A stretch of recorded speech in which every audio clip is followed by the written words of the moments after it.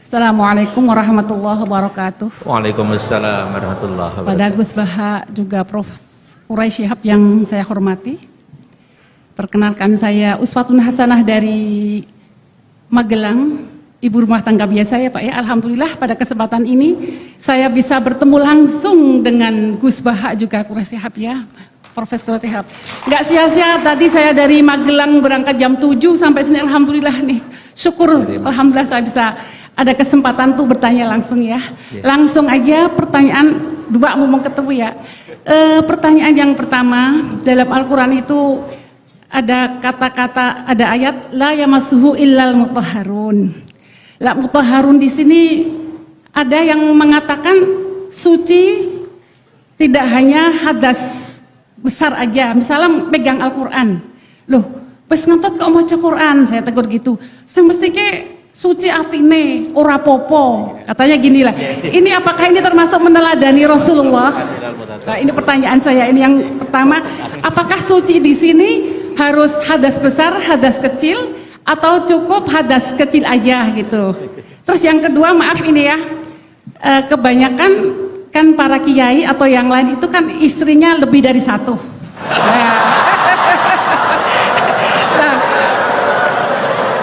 Maaf ini ya, agak ekstrim juga ya, dengan alasan itba Rasul lebih dari satu katanya gitu.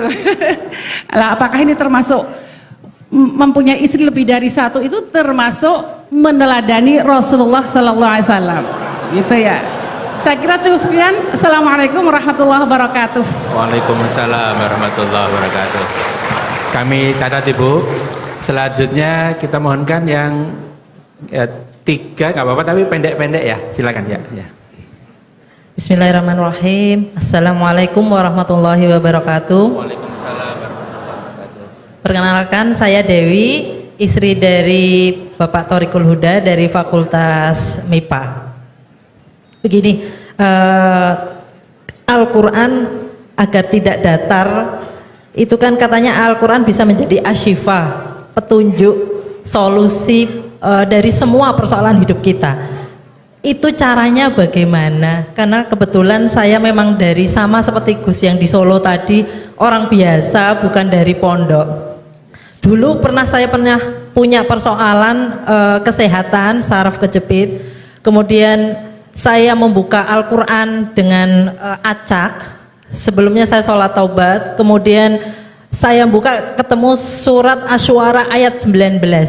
Yang artinya ketika kamu marah segera memberi maaf. Dan waktu itu saya bingung, orang saya minta asyifa kok jawabannya seperti itu gitu. Ini implementasinya bagaimana? Tapi saya hanya menzikirkan ayat yang saya dapat itu sampai kurang lebih 2 minggu. Allah memberikan saya petunjuk. Saya diberikan persoalan anak, persoalan suami. Ini loh, ketika kamu marah, kamu harus segera memberi maaf. Dan ketika saya kurang lebih 2 bulan memperbaiki diri, saya tidak pernah marah. Alhamdulillah Allah ridho, saya sembuh dari saraf kejepit. Dan terus saya keterusan saya keterusan membuka Al-Quran ketika saya punya persoalan apapun.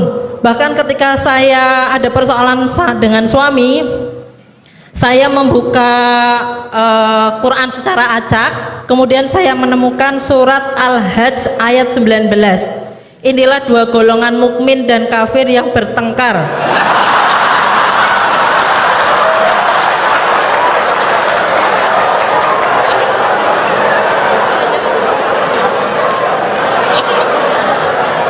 Lanjutkan ya. Mereka bertengkar tentang Tuhan mereka. Bagi orang-orang yang kufur dibuatkan pakaian dari api neraka, ke atas kepala mereka akan disiramkan air yang mendidih. Sewaktu saya dapat ayat itu tuh saya langsung makjleb gitu. Saya nangis, ya Allah, ini yang kafir siapa?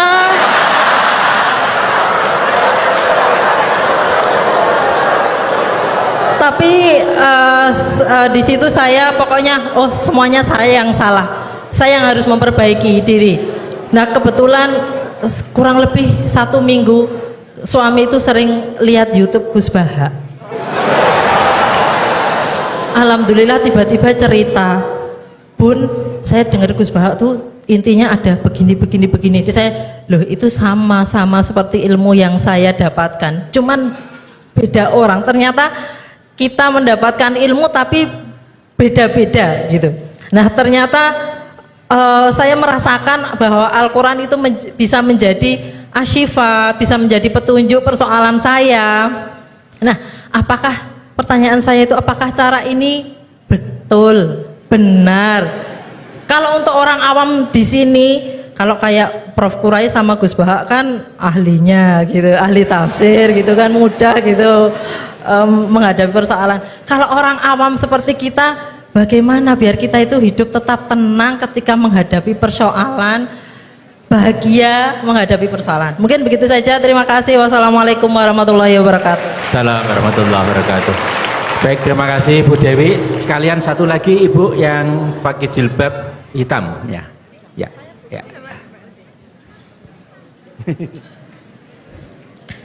Bismillah. Assalamualaikum warahmatullahi wabarakatuh. Mohon maaf jika tadi saya tidak salah dengar ya, bahwa Prof Quraisy mengatakan bahwa Rasulullah penjelmaan Al-Quran begitu. Nah, yang hanya Mohon sedikit maaf, yang Ibu, saya nama Bu. Mohon maaf. nama saya Lis dari Magelang. Lis, Ya, Lis, ya. Nah, yang sedikit saya pahami, hanya sedikit saja, yaitu kalau Al-Quran itu kan kalamullah ya. Terus kalau Rasul itu adalah penciptaannya. Nah, apakah penjelmaan ini dikatakan sepenuhnya atau mutlak, atau sebagian saja, atau yang seperti apa penjelmaannya ini? Nah, itu saja yang ingin saya tanyakan. Mohon maaf sebelumnya. Jazakumullah khairan katsiran. Assalamualaikum warahmatullahi wabarakatuh. Waalaikumsalam warahmatullahi wabarakatuh. Terima kasih Ibu untuk pertanyaannya. Saya ulang Gus Baha dan Prof Quraisy. Yang pertama Ibu tadi dari Magelang menanyakan terkait dengan ayat la yamassuhul Quran illal mutahharun. Kemudian yang kedua dengan argumen ittiba Rasul istrinya lebih dari satu, itu gimana Gus tadi? Itu yang kedua. Apa ittiba Rasul itu seperti apa? Kira seperti itu. Kemudian yang dari Bu Dewi tadi terkait dengan apakah tafsir Al-Quran sebagai asyifa itu seperti apa? Kira-kira gitu. Kemudian yang ketiga terkait dengan tadi Rasul sebagai penjelmaan Al-Quran. Ya, penjelmaan ya tadi. Ya, kita mohonkan Prof Quraisy atau Gus Baha dulu. Ya. Kedua. Ya, monggo. Ya. Ini jawab yang kok tadi kok tersangkanya hanya kiai, rata-rata kiai itu istrinya. itu selera lelaki bukan selera kiai itu.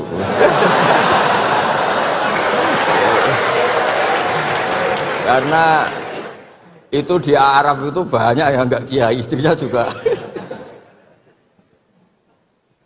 Begini ya, jadi tadi seperti yang dikatakan, ini agak serius, tapi ini bisa menjawab semuanya. Agak saja, bukan serius banget, tapi agak serius, tapi bisa menjawab semuanya. Begini, ini saya hafalkan bukan berarti saya pinter, enggak. Memang ini konstitusi keilmuan, jadi saya hafalkan. Dalam kitab Said Muhammad, termasuk ulama modern yang barusan wafat, beliau kenal sekali sama Said Muhammad bin Alawi. Dalam kitab Manhajus Salaf fi Fahmin Nusus, nanti ini kelihatan semua bisa menjawab. Wa kanat sunnatu Rasulillah sallallahu alaihi wasallam annahu yaqamu ma yajiduhu fi ardi wa yalbasu ma yajiduhu wa yarkabu ma yajiduhu. Terus di situ disimpulkan famanis ta'mala syai'an ya, atau famanis ta'mala ma yajiduhu fi ardi fa huwa al-muttabi' lis sunnah. Kama annahu hajjal baita min madinati nafsi. Faman hajjal baita min madinati nafsi fa huwa al-muttabi' lis sunnah. Begini, nanti ini menjadi konstruksi utuh ilmu tafsir. Nanti setelah ngaji ini Pak Rektor sah jadi kiai, karena ini sudah cukup lah untuk jadi kiai. Syaratnya jangan jejer saya. Nyari ibu-ibu atau mak-mak yang jadi korban latihannya, tapi jangan saya. Begini misalnya tasaddaqa Rasulullah bidinarin. Nabi tentu zaman itu adanya dinar, gak ada rupiah, gak ada dolar. Itu zaman itu Imam Syafi'i langsung digenti, disamanin pakai alat tukar. Sehingga ketika kita sedekah pakai rupiah, itu juga niru Nabi ketika beliau pakai dinar atau dirham. Karena sama-sama ini alat apa? Tukar. Tasaddaqa Rasulullah biso'in min tamrin, tasaddaqa Rasulullah biso'in min aqid. Nabi sedekah pakai kurma. Sudah kita ganti saja pakai makanan pokok, sehingga kita sedekah pakai apa? Beras. Sebab itu kata Imam Syafi'i, yang wajib dizakati apa? Ya kuti ahlil balad. Bukan niru nas yang zaman Nabi. Nabi zaman Nabi ya yang disebut ya makanan-makanan Arab. Tapi semua ulama sepakat beras itu harus zakat. Karena ini kuti ahlil balad. Padahal Nabi gak pernah menzakati apa? Beras. Nabi karena posisi di Madinah, mikotnya dari Dzul Khulaifah yang sekarang disebut Bir Ali itu. Tapi orang Mekah meskipun ikut Nabi, mikotnya misalnya kamu sedang di Mekah, ya mikotnya ke Tanim atau ke Jirona, atau orang Mekah sendiri nafsu Makkah di bab haji. Intinya itu tidak karena memaksakan ikut Nabi, terus orang Mekah mikotnya dari mana? Bir Ali. Jadi hal-hal seperti ini itu di ranah ilmu tafsir sudah lazim. Nah begitu juga tentang poligami, saya sering cerita, kalau kamu tidak berani poligami, jangan lalu nggak tahu logika poligami. Saya termasuk umat yang saya yakin husnudzon dicintai Rasulullah SAW. Karena saya itu sinau lama, bukan ingin jadi rektor, bukan, memang sinau untuk sinau. Juga nggak ingin jadi ketua MUI, ya enggak, mau sinau untuk sinau.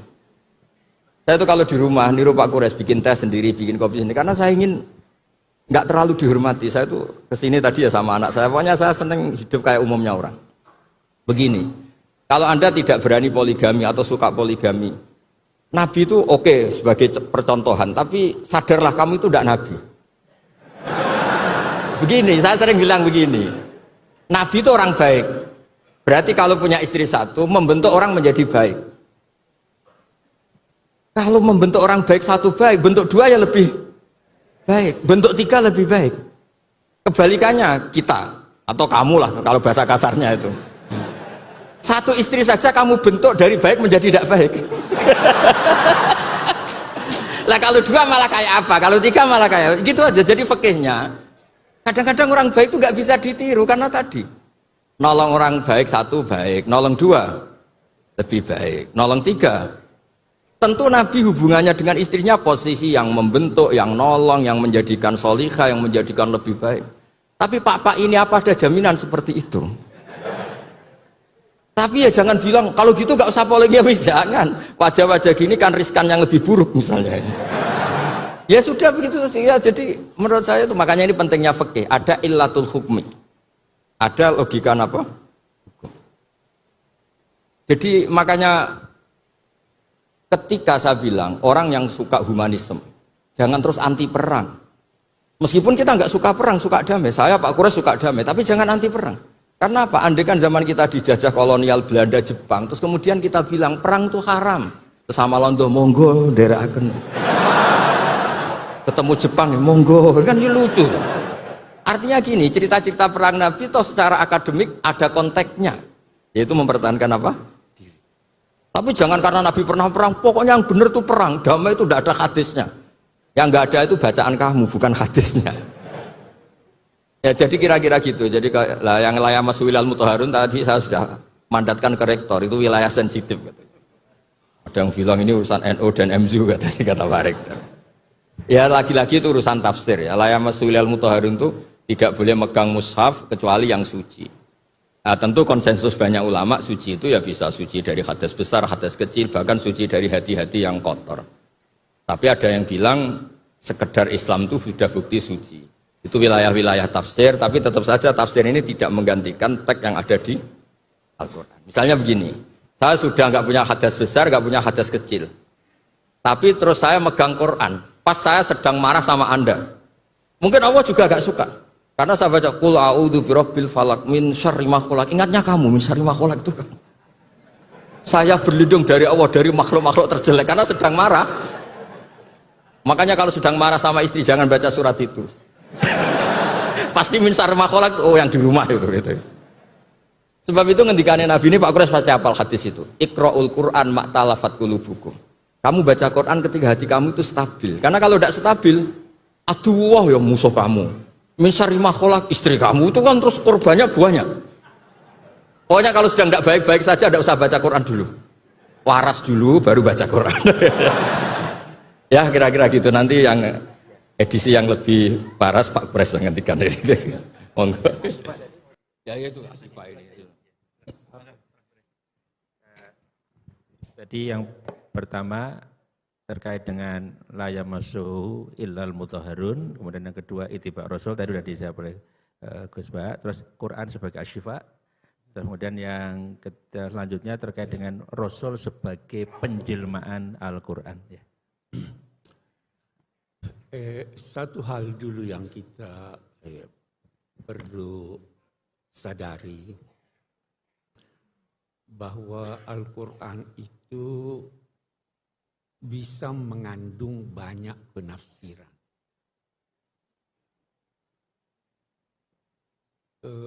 Karena itu sulit diterjemahkan. Yang kita bisa lakukan penjelasan umum tentang kandungan maknanya. Kita ambillah misalnya perintah wudhu, wamsahu biru'usikum. Baknya saja itu sudah macam-macam artinya.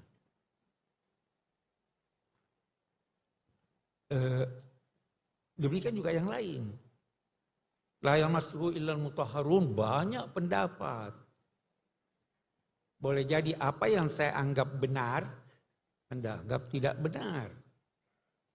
Ya kan?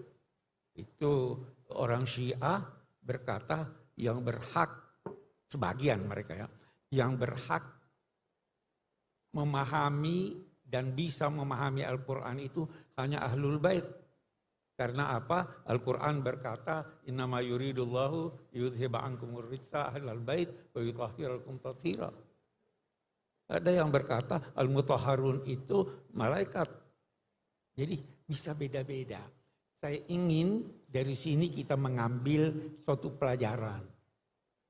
Bahwa bisa jadi dalam rinciannya kebenaran itu beragam. Mazhab yang berkata seluruh kepala harus itu benar buat dia. Yang berkata sebagian benar buat dia. Karena memang Allah Subhanahu wa ta'ala menghendaki kita berbeda. Jangan anggap Tuhan mau kita itu bersatu semua sama. Kalau dia mau kita bersatu semuanya, dia tidak turunkan Al-Quran seperti ini. Dia tidak jadikan Nabi itu seringkali berkata kamu benar, kamu benar, kamu benar. Ini prinsip yang harus kita pegang sehingga kita bisa rukun. Oh, Anda juga benar. Sama itu contoh populer gajah itu bagaimana? Yang pegang belalainya dia bilang semuanya bisa benar. Itu satu. Seperti halnya saya masuk ilmu. Itu saya kira pertanyaan pertama sudah terjawab ya. Syifa.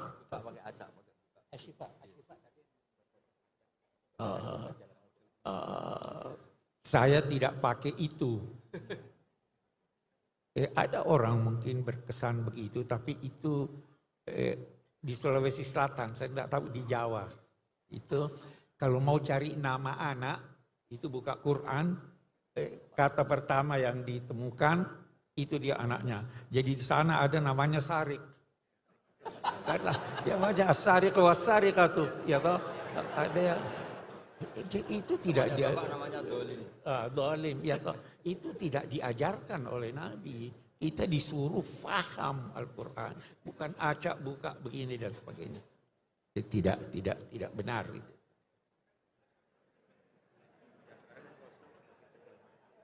Penjelmaan. Oh ya. Saya kira kembali seperti tadi.